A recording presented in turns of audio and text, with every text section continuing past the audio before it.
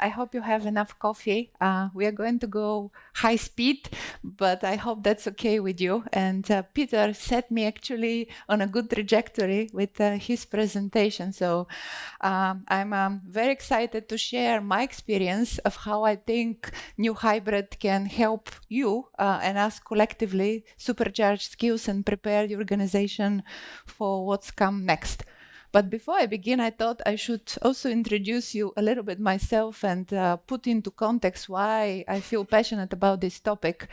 And my journey into 2024 started really uniquely because I had the opportunity in the digital space to collaborate with 60 people from 12 countries, talking about diversity, tackling very different problems from the ones that we heard today in the context of product innovation and brand.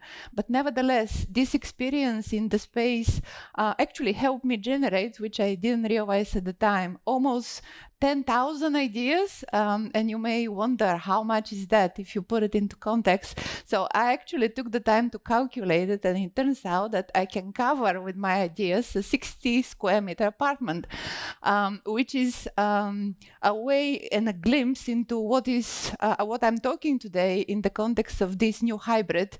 And this is not about a location anymore, but hybrid in the context of how we think differently and adopt AI to augment our capabilities. And in my presentation, I want to share my perspective of this new hybrid, where we are heading, and what are some of the implications with key insights. But I also thought I would give you some practical tips that can maybe help you chart your own journey in the new hybrid. But first, I thought, let's actually acknowledge some facts. It is true, regardless of the age in which we are born, that actually the world today is very different from the one we were born. And this applies to everyone, which is to say that we need to realize that we've seen a lot of change, and we've seen big changes through our lives, whether the internet, the streaming, digital identities, digital wallet, hybrid work, you name it. But these big changes transform how we live and work. However, it is also true to say that they piggyback on existing technology. So in a way, they were evolutionary, not necessarily revolutionary. We just changed the medium from fixed to mobile, or from physical to virtual. However, the new hybrid is a very different beast, and it also brings profound transformation, because for the first time, human creativity, empathy, and strategic thinking is actually blending seamlessly with the capabilities of AI to process data and find insights. And with this profound change, we enter, actually, in my opinion, a very different era where human and AI merges to help us uncover, either through digital twins, AI agents, synthetic personas, you name it. But it comes down to these new insights to help us and our organizations actually respond with agility and embrace change. And I would like to think that in this environment, this new reality that we are facing, we become super workers, hybrid workers, but from a different perspective, because now we can look broader, think more deeply, make decisions faster, iterate quicker. However, we also encounter very different challenges to which probably we are not prepared yet. And I want to put this as a big question. For example, what does it mean to embrace our machine colleagues? And what does it even mean to collaborate with the so-called others? How does it impact your learning trajectory, skills that are required, which are fundamentally new, responsibility and accountability? Where does this reside, and everything else that comes with that. But in my opinion, actually, the biggest limitation that we have to overcome, and I welcome everyone to reflect a little bit on this, is how we think of AI. It is very simplistic to only associate it with speed, efficiency, and scale, which is not to say that AI is not good at these things. Of course it's good, and of course it can replace mundane tasks and process data. But in my opinion, we are missing a little bit of of the bigger picture here if we only focus on that. And I would like to actually embrace this concept that AI gives us the opportunity for the first time to actually stop and think, what are we doing and why are we doing it? If only we allow a little bit of imagination to influence our decision and thinking. And in my company, we decided to take this on board. And at the beginning of 2024, we thought, let's answer 3 really big questions. We knew that change is constant, but we wanted to ask, so why can't this constant change, this causing constant disruption, actually be opportunity? The answer up to now was that we didn't really have a reliable system to manage uncertainty, but with AI, actually, this is changing. We also wanted to explore these hidden dimensions of our collective ideas because, frankly, we ran out of energy and time to do so. And lastly, really question what does it mean to collaborate and work effectively together, knowing that the interaction model with AI is not going to be solo. We started as solo, but it is moving into much more multi-faceted environment. And with this questions in mind, this is what I learned. The first key takeaway that I want to share and insight is that you cannot only think of AI as a tool, but you have to embrace it as an important collaborator, almost as a team member. And why am I saying that? Because actually when you do that, you can begin to work really differently, beyond ideation, to use AI to deepen your understanding, but also create these connections that we heard how important they are. And even push it further, I'd like to claim that we can improve our empathy. So given the sensitivity of the topic, I thought to put myself as a use case and show to you that actually AI, if I treat it as a team member, can reflect very well in surprisingly directions to help me understand that it can relate to my challenges on a certain project. And one caveat that I need to say here that we follow the security and the privacy policy. So this data that was shared in ChatGPT in this example was open data.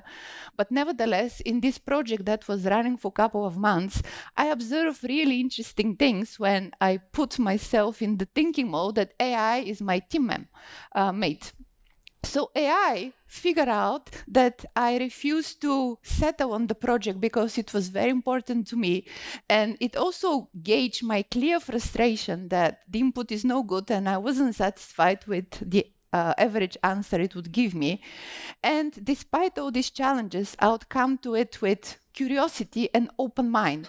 And this was really important because for the first time, I actually had a different perspective on my strengths and weaknesses. I knew some of it, but I certainly underestimated the clarity of purpose and also as a weakness, my direct communication style, which I've heard before, but now it came even more strong that I have to work and improve this.